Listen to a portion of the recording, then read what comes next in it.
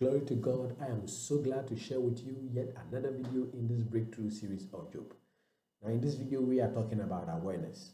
So in the previous video, we talked about the name of the Lord, which is the value we make of God's goodness or the potentials in us to be good. We also talked about paradigms, which is how opinions take center stage in shaping the purposes of our lives. Now, in order for us to keep faith with purpose in developing our humanity to create more value of our lives, we are going to be talking about awareness. Now, awareness is that characteristic of the truth that reveals our actions in harmony with our thoughts. And of course, our actions are those which reveals the name of the Lord on us. As also our thoughts are those which discovers the potentials in us to live characteristic of God.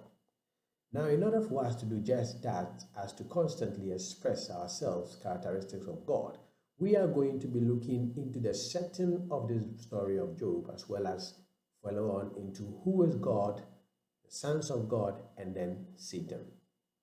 Now, there's a reason why the story is just about Job and no one else, so that even though his friends are found guilty later on, there is no emphasis on the consequences on their lives. And this because Job made himself valuable to them through the prayers he offered in guiding them to make success of themselves. Now, of course, the condition for this story is that, as it happens to one, it happens to all. However, the experience, life's effect, answers to the same causes.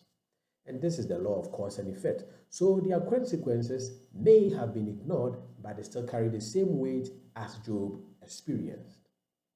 So let's get on to the setting of the story. Now we read from Job chapter 1, verse 6, that there was a day that the sons of God came to present themselves before the Lord, and Satan came among them.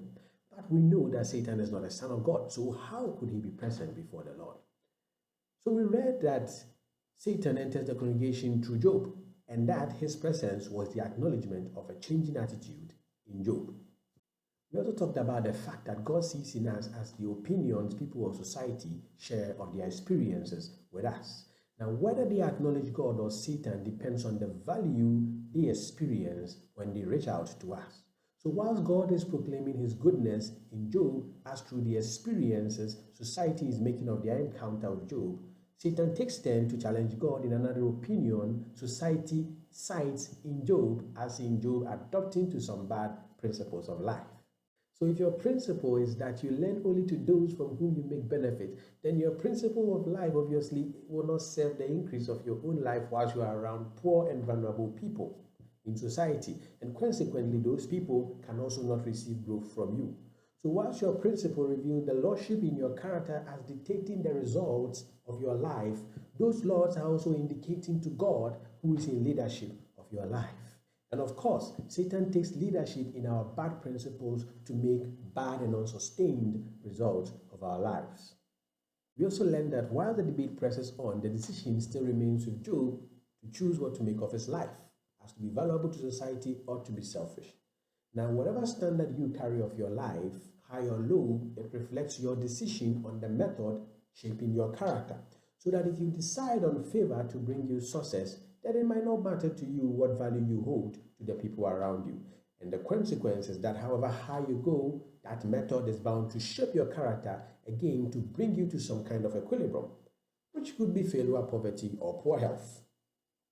This is the point Job is in when we recognize that Job is less deliberate about creating value of himself in shifting to the more common method of favor or find you, as we often do also say that unless by some favor of God, we cannot do anything about the situation, also resolving to the point that we cannot change our fate. So this is the low point Job is in when he comes into the acceptance with the paradigm or the opinions of society concerning his results.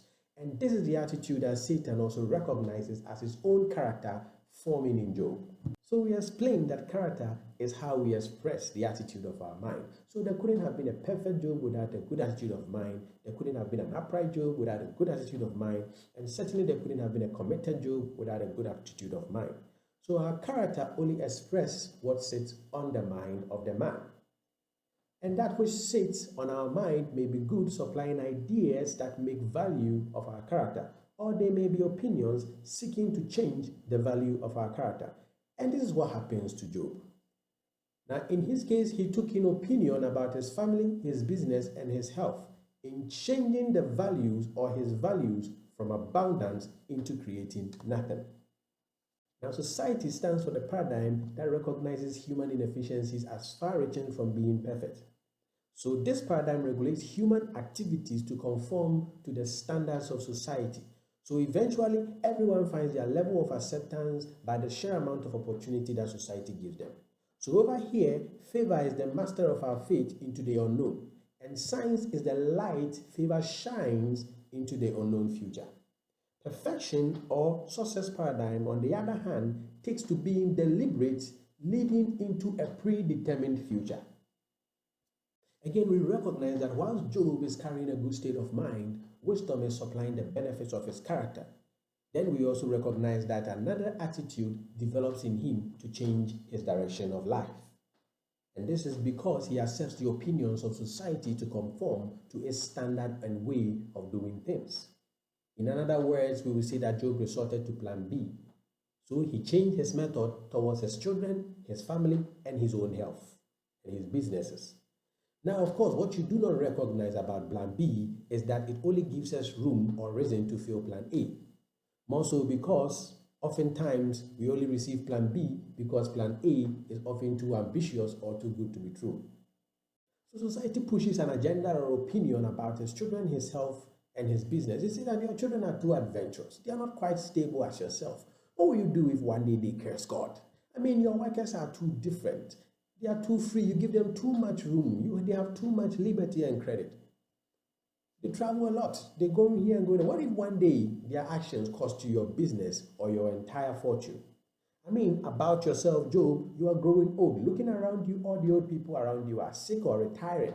I mean, before you break down with some disease, how sure are you someone is there to take care of your business? What are you going to do? Now, can you trust anyone around you to handle your business whilst you are gone? So what happens is that Job decides to try out with all those opinions that are flooding him. Of course, it is wise to make safer investment, to get an insurance policy, or to change your management style. I mean, sometimes you ought to appeal a little more to fear to get some people to sit up, or you have to drive in some respect for yourself to the crowd so that they don't have the usual opportunity to talk anyhow to you. I mean, all these things are possibilities that society offered him in their opinion. And I mean, it's something we do in this world. Now, while these may sound like wise cautions of life, opinions only stand to test our decision and focus towards our own evolution. An opinion will have you conform if you are undecided on your evolution. So at this point, if Job is indecisive about his evolution and his method for making success, then he will believe in the theories of society concerning his insecurities, and the effect is just like fear in Satan telling God, let the man go. As in this case, as was written, touch him and he will cast thee to thy face.